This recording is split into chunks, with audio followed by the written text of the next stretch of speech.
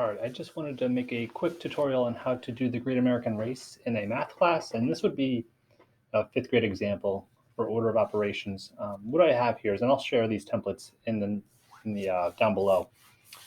But what I have here is just a generic, I have these different slides, 2, 3, 4, 5, 6, 7, 8, all the way up to 15. And I would suggest, you're going to put kids in pairs probably when you do this.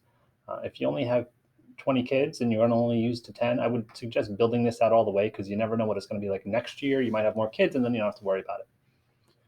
For these different slides and groups, I assigned a random value between 20 and 50 with no repeats. And what kids are going to do in the Great American Race?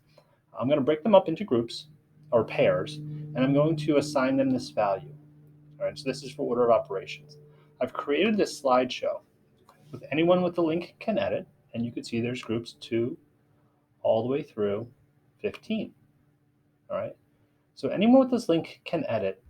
And suppose I'm group 2, and the number that I got was 46, me and my partner. We're going to build a problem that simplifies through order of operations to the value of 46. Now, 46 has got to be a secret for us. We can't tell anybody else. So collaboratively, maybe in breakout rooms or groups, pairing, whatever it's going to be, you're going to work with your partner to develop this problem that kids are going to have to simplify to the number 46. All right, and that'll continue all the way down for as many groups as you create.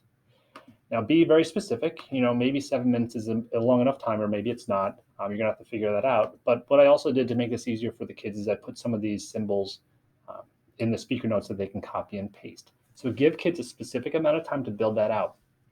Once they're done, you can go ahead and change your Google slide presentation so it's anyone with a link can view instead of edit. On the back end, prior to this, you're going to have to generate or create a quiz. All right, I use Google Forms for this. All right, and I build out this first slide, and I list all the values here in order.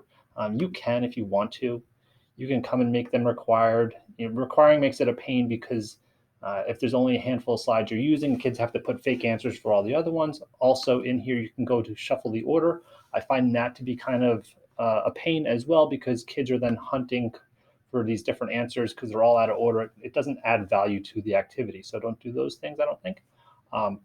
The other setup over here is if you click on the gear, I am collecting email addresses. All right, just so you know, when I look at this, kids are going to have to type in their email address.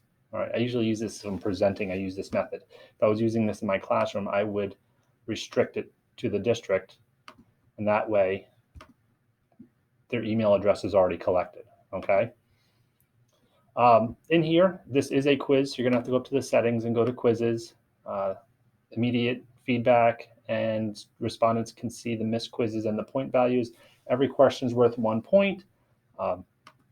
So what kids will do is once the time is up, when they're done building these out, you're going to give them the link to this quiz, and they're going to have to go through with their partner and try and find the values of all of those different problems that their classmates made. All right, and when they're done, they're going to go ahead and hit submit. They're going to view their score. All right, and if they didn't get that, that's not a good score. But if you have 8 groups, just tell your kids, hey, you just need 8 total points, and that way you'll know you're correct. All right, and the first team to finish is the winner, whatever that means. But just keep in mind in this example, not only are kids simplifying those expressions, but they're also creating them, which there's a lot of value in that. All right, reach out if you have any questions.